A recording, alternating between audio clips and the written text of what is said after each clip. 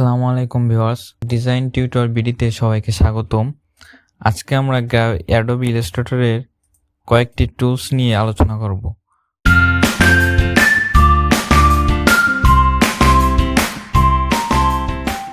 যেহেতু আজকে প্রথম পার্ট, সেহেতু আমরা এখান থেকে আজকে 8টি টুলসের কাজ দেখাবো। তো প্রথম টুলসটি সিলেকশন টুলস। এই যে প্রথম টুলস, এটা হলো সিলেকশন টুলস। তো এইটার কাজ দেখাতে গেলে আমি প্রথমে যে কোনো একটা অবজেক্ট নেই, একটা অবজেক্ট। এবং এই সিলেকশন টুলস সিলেক্ট করে আমি এই অবজেক্টটাকে যে কোনো স্থানে মুভ করতে পারবো। সিলেকশন টুলসের কাজটাই হলো এইটা, যে কোনো কিছু সিলেক্ট করা। সিলেকশন টুলসের কাজ কোনো কিছু সিলেক্ট করা। আর পাশে দেখেন এইটা হলো ডিরেক্ট সিলেকশন। এর দেখেন এই যে কর্নার আছে, যখন আমি সিম্পল সিলেকশনে যাচ্ছি তখন কিন্তু এই কর্নারটা এখানে দেখাচ্ছে না ওইভাবে, কিন্তু যখন আমি ডিরেক্ট সিলেকশনে যাচ্ছি তখন দেখেন এইখানে একটা কর্নার আসতেছে। এই কর্নারটা আপনি ছোট বড় আপনার সাইজ মতো ডিজাইনের শেপ অনুযায়ী আপনি যেমন খুশি তেমন নিতে পারবেন। এটা হলো ডিরেক্ট সিলেকশনের কাজ। সো ডিরেক্ট সিলেকশনের আরেকটি কাজ আছে, আমি এইটাকে পেস্ট করে দিয়েছি কপি করে। দেন দেখেন দুইটা আছে, দুইটাকে একটা গ্রুপ করি। গ্রুপ দেখেন সিলেকশন দিয়ে যখন এইটাকে ধরতেছি তখন দুইটাই একসাথে সিলেক্ট হচ্ছে, কিন্তু যখন ডিরেক্ট সিলেকশন দিয়ে ধরবো তখন দেখেন যেটার উপর ক্লিক করব সেটাই শুধু সিলেক্ট হচ্ছে, অন্যটা সিলেক্ট হচ্ছে না। সো ডিরেক্ট সিলেকশনের কাজ হলো এইটা। এখানে আপনারা গ্রুপ সিলেকশন সিলেক্ট করে একই কাজ করা যায়। Direct selection plus group selection same. এখন এইটা দেখি, এইটা হলো ম্যাজিক 1 টুল, সংক্ষেপে বলে ম্যাজিক টুল। এইটার কাজ কি দেখেন, এইখানে দুইটা অবজেক্ট আছে, দুইটার কালারই কিন্তু কালো। এখানে আরেকটা নেই, এটা কালারটা চেঞ্জ করে দিই। এইটার কালার লাল, এটা আনগ্রুপ করে দিই। এইটার কালার লাল আর এই দুইটার কালার কালো। এখন ম্যাজিক টুলসে সিলেক্ট করি, যদি আমি কালো কালারের উপরে সিলেক্ট করি দেখেন দুইটা কালো কালারের অবজেক্টই সিলেক্ট হয়েছে। আপনাদের কালার চেঞ্জ করে দিই তাহলে বুঝতে পারবেন। এই দেখেন আবার একটা নিই, এইটার কালার লাল করে দিই। এই যে এখন এর মধ্যে থেকে আমাদের এই দেখেন এই কয়টা আছে, এটারও কালার চেঞ্জ করে দিই।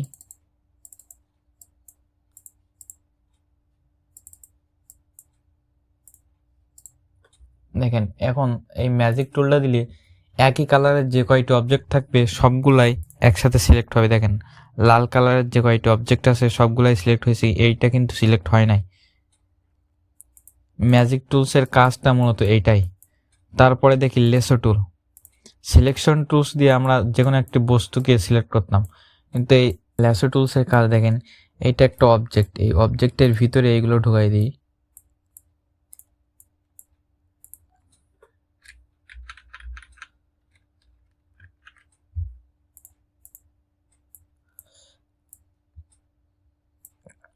এই অবজেক্টগুলো এর ভিতরে ঢুকাই দিই।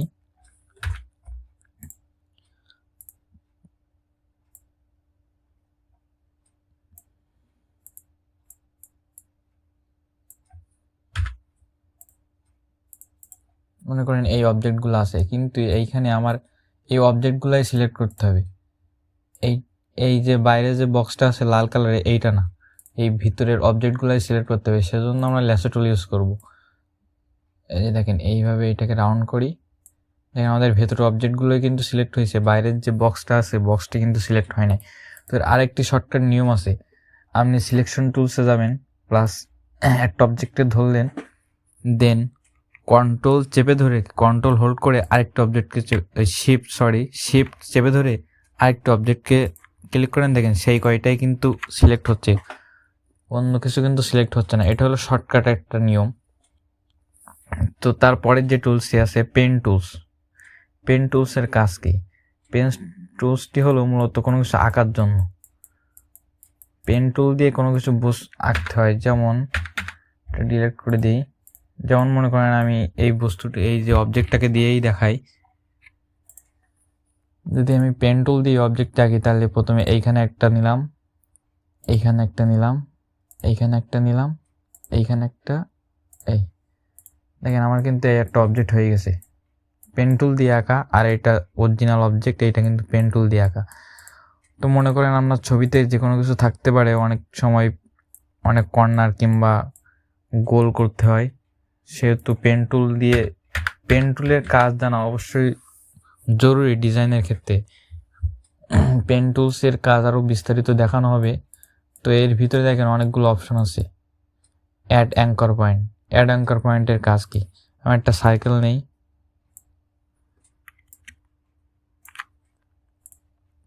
সার্কেল নিলাম। এখন ডিরেক্ট সিলেকশনে যাই, দেখেন এইখানে কয়টা অ্যাঙ্কর পয়েন্ট আছে, চারি সাইডে 4টা অ্যাঙ্কর পয়েন্ট আছে। এইটাকে সিলেক্ট করে যদি কেটে দিই, মিডিল বরাবর হয়ে যাচ্ছে। তো এইখানে আমি একটা অ্যাঙ্কর পয়েন্ট অ্যাড করব। দেখেন এইখানে একটা করলাম, এইখানে একটা অ্যাড করলাম, দেন আবার ডিরেক্ট সিলেকশনে যাই। এখন এইটাকে ডিলিট করে দিই।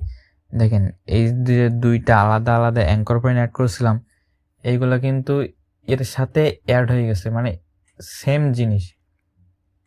এইটা যদি অ্যাড না করতাম তাহলে এই অ্যাঙ্কর পয়েন্ট বরাবর এইটা ডিলিট হয়ে যেত। এইটা অ্যাড করছি বিদায় এই অ্যাঙ্কর পয়েন্ট বরাবর এইটা ডিলিট হয়েছে। দেন আবার যদি আমি ডিলিট অ্যাঙ্কর পয়েন্টে যাই, দেন এইখানে মনে করেন এইটা আমার লাগতেছে না, তো আমি যদি সিম্পলি এটা দেই, এটা ডিলিট দিয়ে দেখেন ওই অ্যাঙ্কর পয়েন্টটাই কিন্তু ডিলিট হয়েছে। এটা দিলে এই অ্যাঙ্কর পয়েন্ট, এটা দিলে এই অ্যাঙ্কর পয়েন্ট, এভাবে অ্যাঙ্কর পয়েন্ট ডিলিট করা যাবে। তারপরেরটি দেখি অ্যাঙ্কর পয়েন্ট টুল, এটাও দেখি আবার একটা শেপ নেই। দেন অ্যাঙ্কর পয়েন্ট টুল দেখেন এই যে তীর মতো আছে, এই অ্যাঙ্করের উপর নিয়ে যায়, এইখানে নিয়ে যায়। দেখেন এটা কিন্তু বেঁকে গেছে, এটা দিলে অটোমেটিক একটা শেপ আকারেও নিয়ে নেবে। কিন্তু আমি যদি একটা ক্লিক না করি, এটা কিন্তু নেবে না। একটা ক্লিক করার পরে এটি অটোমেটিক শেপ আকারে নিয়ে নেবে। তো আরেকটি কাজ হলো, দেখেন এই যে বল মতো যে আইকন আছে, এই যে আইকন পয়েন্টার যারা বলে, এই পয়েন্টার দিয়ে এইটা মনে করেন এইটা এখানে একটু আমার গোল কম লাগবে কিংবা রাউন্ড কম লাগবে কিংবা বেশি লাগবে, এই রাউন্ড বাড়ায় নিলাম, এই যে রাউন্ড বাড়ায় নিলাম। দেন এইটাকে ধরে আমি দিয়ে দিই, তাহলে দেখেন এই যে মিডিল পয়েন্টটা ধরে যখন আমি টান দেবো, তখন 2 সাইড বরাবর কর্নার হবে। কিন্তু আমি মনে করেন আমার এই সাইডে কর্নার লাগবে না, শুধু এই সাইডে লাগবে, সেহেতু এই কর্নার পয়েন্টটি ধরে টান দিলে দেখেন এইটাই রাউন্ড হচ্ছে, কিন্তু এইটা কিন্তু হচ্ছে না। পেন টুলের কাজ এই। তারপরে দেখি এটা হলো কার্ভার টুল। এই টুলটাও পেন টুলের মতোই, তবে এইটা দিয়ে পেন টুল দিয়ে গোল করার থেকে এইটা দিয়ে যে স্ট্যাটাইক কিংবা বিভিন্ন যে ঢেউয়ের মতো যে অবজেক্টগুলো তৈরি করা হয়, এটা দিয়ে খুব সহজে সেটা করা যায়। দেখেন এটাতে এক ক্লিক করলেই কিন্তু নিয়ে নিচ্ছে। পেন টুলে যেমন ধরে এইভাবে ঘোরাতে হতো, এটাতে এক ক্লিক করলেই নিয়ে নিচ্ছে। এখন মনে করেন আমার এইটা এইভাবে যাবে না, সো এইটাকে চাপ দিয়ে ধরে আমি এই সরিয়ে নিয়ে এলাম, এইটাকে নিয়ে এসে এইখানে সরিয়ে নিয়ে আসলাম। কার্ভার টুলের কাজটা এই। এবার দেখি টাইপ টুল তো আমরা সবাই জানি, টাইপ টুল মানে লেখালেখির কাজ। এইখানে বিভিন্ন টেক্সট লিখবেন, টাইপ টুল।